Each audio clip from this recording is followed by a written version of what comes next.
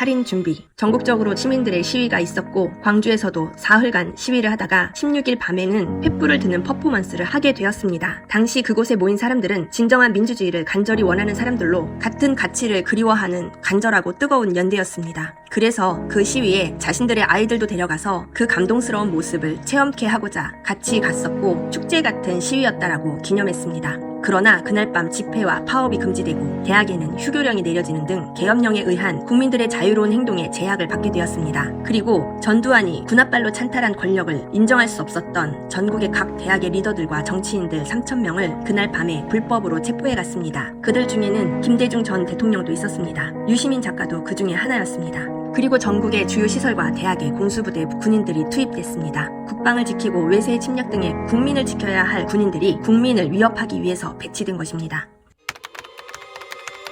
1일차 학교를 장악한 계엄군과 학생들 사이에 돌을 던지는 싸움이 시작되었고 이것을 빌미로 군의 강경 진압이 더욱더 자신있게 시작되었습니다. 계엄군은 닥치는 대로 곤봉을 휘둘렀고 도망가는 학생도 끝까지 쫓아가서 팼습니다. 곤봉으로 패고 발로 밟고 개머리판으로 때리고 죽으라고 때렸습니다. 이전과는 너무나도 다른 공격적인 진압에 학생들과 시민들은 놀라게 됩니다. 전국에 공수부대를 보냈지만 특히 광주에는 더 많이 집중시켰습니다. 왜였을까요? 처음 시위는 몇백 명으로 시작했지만 그들을 진압할 계엄군은 지나치게 많이 광주에 내려왔습니다. 별 잘못 없이 자국 군인에 의해서 마하고 길거리에서 폭행을 당해 목숨이 위험한 이웃이 곳곳에서 생겨나게 되니 해도 너무한 진압 방식에 지켜보던 시민들은 물러서고 도망가는 것이 아니라 더욱 많은 사람들이 그 시위에 집결하게 되었고 분노하게 되었습니다. 이날 군인들은 400명을 넘게 체포했지만 그럴수록 불의를 모른 채 할 수 없었던 시위의 인원은 계속 늘어나게 되었습니다. 인간의 내면에 있는 연대감과 정의는 이러한 극단적 위험한 상태에서 빛을 발휘하나 봅니다. 마구잡이 폭력 앞에서 무서워서 숨는 것이 아니라 더욱더 뭉쳐서 나선 것입니다. 2일차 이른 봄부터 혹독한 진압훈련으로 살기와 도끼가 오를 대로 오른 계엄군인들은 이성을 잃은 채 명령에 따라 보이는 사람들마다 마구잡이로 자신들의 무기를 휘두르며 피를 튀겼습니다. 가게 앞에서 바둑을 두던 시민도 이유 없이 예고도 없이 곤봉을 휘둘렀습니다. 그리고 그 강도 또한 더욱 잔인해졌습니다. 도망치는 사람도 끝까지 쫓아가서 대여섯 명이 달려들어 밟고 때리고 분풀이를 했습니다. 두드려 맞고 잡힌 사람들은 남녀할 것 없이 옷을 벗겼습니다. 이것이 우리 국가에 무슨 도움이 되는 행위입니까?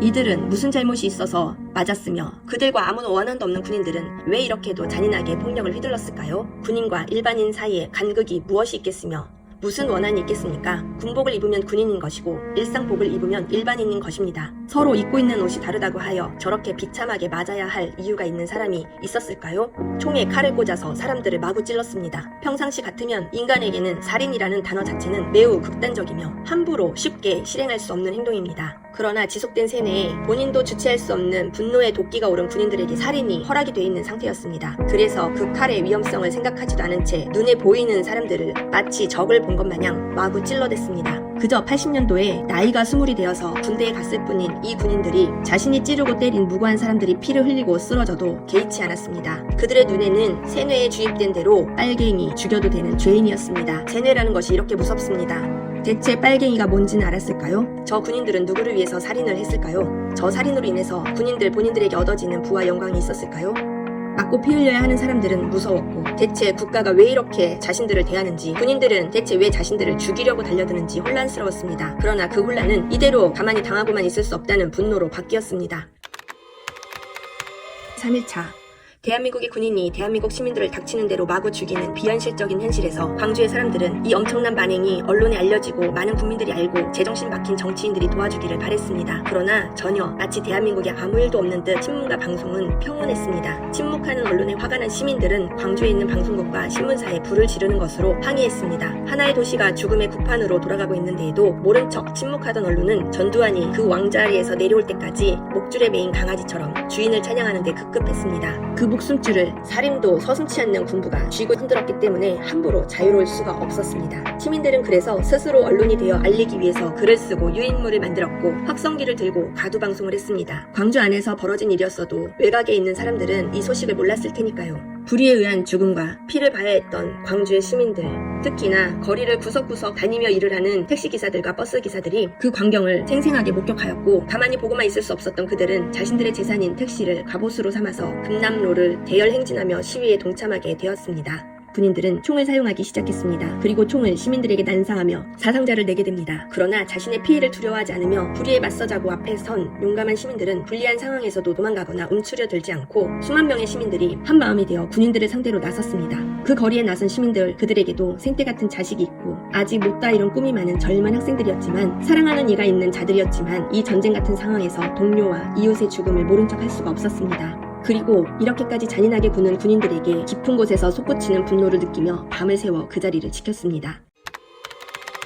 4일차 석가탄신일이라 휴일이었습니다. 그래서 더 많은 사람들이 금남로에 모였습니다. 10만의 군중들이 탱크를 몰고 거리를 장악하고 있는 계엄군에게 물러가라며 시위했습니다. 이날 고등학생 한 명이 계엄군도 우리 국민인데 고생한다면서 물을 떠다 줬습니다. 그 학생이 물을 떠다 주고 돌아서던 그 시각 애국가가 도청 스피커에서 울려 퍼지더니 도열한 군인들이 무릎을 꿇은 자세로 집단으로 시민들을 향해 발포하기 시작했습니다. 그 고등학생은 물을 떠다 준 자신을 용서할 수가 없었습니다. 사격은 10분 동안 계속되었고 수십 명이 그 자리에서 숨지고 수백 명이 총상을 입는 비극을 겪게 됩니다. 이것은 서로 간의 싸움이라고 한다 쳐도 전혀 페어플레이가 아니었습니다. 한쪽은 숫자는 많지만 군인을 죽일 생각도 그럴 만한 무기도 없었습니다. 그러나 군인들은 윗선의 명령으로 살상을 저질렀습니다. 이를 목격하고 충격을 받은 시민들은 이대로 가다간 다 죽을 것이고 계속되는 금도를 벗어난 군인들의 만행을 당하고만은 있을 수 없다고 생각하게 된 것은 당연한 것입니다. 죽기 아니면 까무러치기인데 무력하게 총에 맞고 쓰러지며 모두가 전멸할 수는 없었을 것입니다. 데미지를 계산하고 확률을 예측할 여유가 있었을까요? 시민들은 그들만의 시민군이 되어서 관공서에 있는 무기들을 탈취해서 무장을 시작했습니다. 결연한 의지로 나타난 시민군들을 보고 예상치 못했던 윗대가리의 누군가 일단 군인들을 도청해서 철수시킵니다. 이 명령에 따라 살인도 행해지고 이 명령에 따라 움직임 하나하나까지 조종을 당해야 하는 군인들은 한 사람 한 사람의 존엄성이 그저 안타까울 뿐입니다. 이날부터 광주 시외 전화가 모두 끊기고 광주 밖으로 벗어날 수도 없는 고립상태에 들어가게 됩니다. 5일차 일단 계엄군이 물러간 아침 가족을 잃은 사람들의 슬픔으로 광장이 가득 찼습니다. 대체 왜 죽어야 했는지, 왜 그렇게 외마디 말도 못하고 총과 칼에 무참히 살해되어야 했는지 알 수 있는 방법이 없었습니다. 가족의 이름이 제발 적히지 않길 바라면서도 혹시라도 있을까봐 명단을 보고 또 봤습니다. 외부와의 소통이 모두 단절된 채 밖으로 나갈 수 없는 고립상태인 광주는 그대로였고 사람들은 다시 모여 앉았습니다. 언제 다시 나타날지 모르는 죽음의 공포, 이렇게 순순히 끝나지 않을 거라는 강렬한 예감. 포박을 당한 듯 갇혀버린 광주 사람들은 당분간 개인보다는 공동체를 이루며 나누어 함께 살자고 서로 약속했습니다. 이러한 비극이 있기 전에는 대면했던 사람들끼리도 어려움을 함께하니까 가족같은 연대감으로 서로에게서 응원을 주고받았습니다. 식량과 의약품을 자발적으로 나누었고 더 나눌 것이 없는 사람들은 다친 사람들을 위해서 피를 나누었습니다. 헌혈이 필요하다는 소식에 사람들은 너나 할 것 없이 길게 줄을 서서 헌혈을 했습니다. 이때 헌혈을 하고 나오던 한 여학생이 돌아가는 길에 조준 사격하는 총에 맞아 시체가 되어 다시 병원으로 되돌아왔습니다. 그것을 본 의료진과 사람들의 마음은 어땠을까요? 그리고 남편이 걱정돼서 마중을 나갔던 임신 8개월의 만삭의 젊은 부인도 조준 사격된 총에 맞아 숨졌습니다. 대체 이들이 죽는 것에 어떠한 정의가 있으며 이들이 빨갱이였다라는 증거는 있습니까? 6일차 작전 회의를 마쳤는지 철수했던 계엄군들이 광주와 화순을 이어주는 도로를 막고 지나는 차량들을 일일이 검문했습니다. 이곳에서 또 한 차례 비극이 발생합니다. 광주에서 화순으로 가던 버스에 군인들이 집중 사격을 퍼부은 것입니다. 버스 승객 18명 중에서 15명이 그 자리에서 숨졌습니다. 픽칠갑을 한 버스 안엔 생존자는 여학생 1명과 남자 2명. 그 두 남성은 바로 산으로 끌려가 총에 죽임을 당했습니다. 왜 죽어야 했을까요, 그들은? 그 군인들은 왜 죽였을까요? 그렇게 죽여도 된다고 누구에게 허락을 받았을까요? 또한 이날 탱크를 타고 지나가던 계엄군들이 저수지 물가와 놀이터에서 놀고 있던 아이들에게까지 총을 난사하면서 2명의 어린아이가 총에 맞아 숨졌습니다. 이쯤 되면 군인들은 이미 눈알이 돌아간 미친놈들인 겁니다. 훗날에까지 죄책감에 트라우마를 겪는 군인들도 있었겠지만 워낙 성정이 양아치 같거나 괜히 사회에 불만이 많은 신경증의 사람들도 당연히 있었을 테니 그런 그들 손에 쥐어진 살상무기는 마치 오락실에서 총을 쏴서 인형을 넘어뜨리듯 재밌는 게임이 되어 있었을 것입니다. 한 번의 폭력의 실행은 어렵지만 그것이 반복되면 무뎌지고 더욱더 강도가 세지는 것이 인간입니다. 주택가 도로 할 것 없이 총을 쏴대기 시작한 미친 군인들은 그 사이코 같은 짓을 40여 분이나 지속했다고 합니다. 7일차 이날은 쿠데타를 일으키며 무력으로 기세를 잡으려는 군부 윗대가리와 그렇지 않은 원래 군부와의 작전 혼란이 있었고 그로 인한 군인들이 판단을 오인하면서 서로에게 총을 겨누어서 13명의 군인들이 서로가 쏜 총에 맞아 숨졌습니다. 이 또한 얼마나 비극입니까? 그들도 결국에는 시체덩어리가 되면 가차없이 버려질 권력자에게는 아무것도 아닌 그저 하나의 부품일 뿐인 겁니다. 8일차 미국의 함대가 이틀 전에 부산항에 들어왔다는 소식을 들은 한 광주 시민이 이웃들에게 걱정하지 말라고 이제 미국이 광주 시민을 지원하기 위해서 왔다며 안심하라는 소식을 전했습니다. 언제 군인들이 개떼처럼 또 몰려와 총을 쏴댈지 모르는 불안감에 모여있던 사람들도 안심을 하고 기대에 부풀었습니다. 하지만 미국이 정의의 수호자라고 생각하는 건 예나 지금이나 아주 큰 착각일 뿐입니다. 그들은 그냥 힘이 셀 뿐입니다. 미국은 전두환에게 방관을 넘어선 지시까지 보냈다고 합니다. 미국의 동의 없이는 투입할 수 없었던 24단의 작전 통제권도 전두환 군부에게 넘겼습니다. 게다가 이틀 뒤에 있을 진압작전도 함께 협의한다고 했죠. 과연 미국은 진정한 민주주의의 승자이며 광화문에서 어르신들이 미국 성조기를 흔들며 찬양해야 할 만큼 정의로운 국가라고 생각하십니까? 미국과만 잘 지내면 좋은 일이라고 생각해야 하는 것입니까?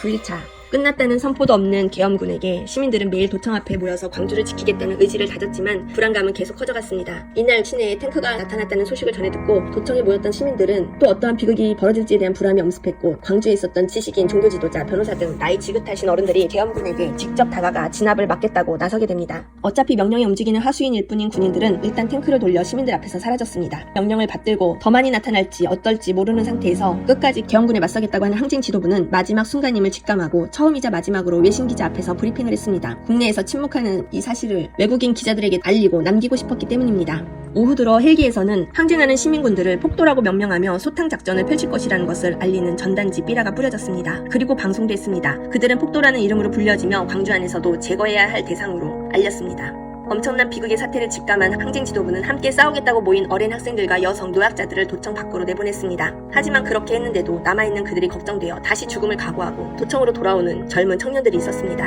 이러한 선택이 쉬운 것입니까?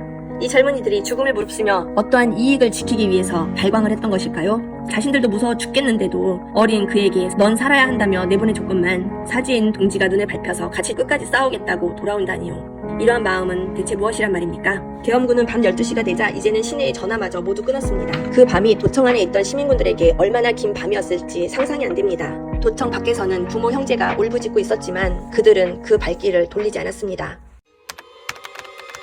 11차 밤을 새워서 도청을 지키며 죽음의 싸움을 준비하고 지더라도 굴하지 않겠노라 의지를 다진 200여 명의 시민군들은 한 사람도 동요되지 않고 덤덤히 그 자리에서 아침을 맞이했습니다. 전날 도청 안에 폭도를 소탕하겠다는 안내방송처럼 동이틀 무렵 시작된 도청을 향한 포격은 30분도 안 돼 끝났습니다. 200명이 안 되는 시민군들이 장갑차까지 무장한 2만 명의 군인들을 맞선다는 건 말도 안 되는 것이죠. 200명 시민군 모두도 그 사실을 알고 있었겠죠. 그럼에도 그들은 남아있었던 것입니다. 계엄군은 승전가를 불렀고 전두환은 축포를 터뜨렸습니다. 저 세력이 둘러대는 대로 광주에 설사 북에서 간첩이 들어왔다고 한들 그 한두 사람의 간첩을 잡기 위해서 수천 수백의 시민들에게 총과 칼을 들이대고 닥치는 대로 잡아 죽이는 것이 당연한 처사입니까? 예를 들어 한 사람의 사형수가 한 마을에 숨어들었다고 해서 그 마을 전체를 쑥대밭으로 만들고 모든 마을 사람들을 전멸해야 하는 것입니까? 그것이 정당한 처사입니까? 제주 4.3도 마찬가지 아닙니까? 있는지도 모르겠는 빨갱이가 그렇게 위험해서 수많은 자국민을 살상해야 국가의 정의가 이루어지는 것입니까? 왜 그렇게 겪고도 자기는 제주 사람이 아니고 자기는 광주 사람이 아니라고 해서 그 세력을 아직도 믿어주고 빨아주고 있습니까? 당신의 혈세는 안 아깝습니까? 전두환이라는 인간 하나가 이 모든 일을 해낼 수 있을 것이라고 생각하십니까? 그래서 그 하나의 인간만 대통령직에서 물러났으니 모두 끝입니까? 그들에게 동조하고 계획하고 가담했던 자들은요? 그들은 지금 착하게 살고 있을까요? 자신들의 죄를 뉘우치면서 귀신 씨나라 까먹는 소리죠. 자신들이 잘못했다는 것을 인정하고 싶지 않고 처벌과 가진 재산을 잃는 것이 두려운 그들은 스스로 죄책감이나 양심 따위는 무의식 깊은 곳에 처박아 놓고 마치 죽어 마땅한 사람들을 죽인 성인인 것처럼 착각을 하며 지금도 떵떵거리고 살고 있을 뿐 그런 그들은 모두 하나의 정당을 지지하며 지금까지도 그 정당의 뒷배가 되어주고 있습니다. 이로써 열흘이나 지속됐던 말도 안 되는 비극은 죽고 죽이던 사람들이 아무 원한관계도 없이 인간의 막장을 보여주었고 총을 들고 쏜 자에게도 비극이며 맞고 죽은 사람에게도 비극인 그들은 서로가 서로를 죽이거나 싸워서 얻어갈 이득이 하나도 없는 사이인데 그렇게 누군가를 위해 또는 누군가에 의해 자신의 훗날 인생이 송두리째 빼앗기고 유린되어지고 트라우마로 여생을 보내게 되는 비극을 맞이했습니다. 왜요? 대체 왜요? 왜 우리는 지배자 한 사람 때문에 자신의 자유의지도 없이 좀비처럼 명령을 따라야 하고 그 명령이 부당한지 정의로운지 질문하지도 따지지도 않는 채 사냥개가 되어 물어오라면 물어오는 존재가 되어야 합니까?